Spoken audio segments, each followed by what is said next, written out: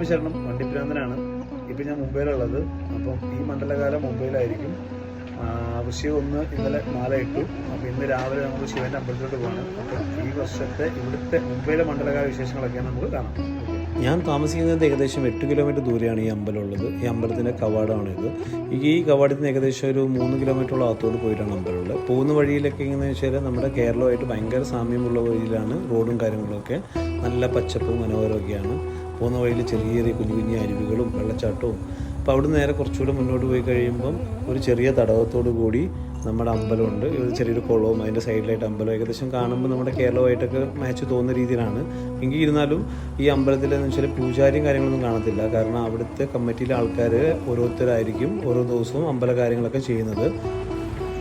അങ്ങനെ ആദ്യം കുളത്തിൽ ഇറങ്ങിയിട്ട് കാലൊക്കെ കഴുകി ശിവൻ്റെ അമ്പലത്തിലോട്ട് പോവാണ്. അകത്തെ വീഡിയോസൊന്നും എടുക്കുന്നില്ല, എനിക്കങ്ങനെയൊന്നും അറിയത്തില്ല അവിടുത്തെ കാര്യങ്ങൾ. അപ്പം ഇതിൻ്റെ ചുറ്റും നല്ല പാടങ്ങളൊക്കെ ആയിട്ട് അതിൻ്റെ ഇടയിലാണ് ഈ അമ്പലമുള്ളത്. 2 അമ്പലമുണ്ട്. ഒന്ന് ശിവൻ്റെ അമ്പലവും അതിൻ്റെ പുറകിലായിട്ട് സരസ്വതിയുടെ ഒരു അമ്പലമാണ്.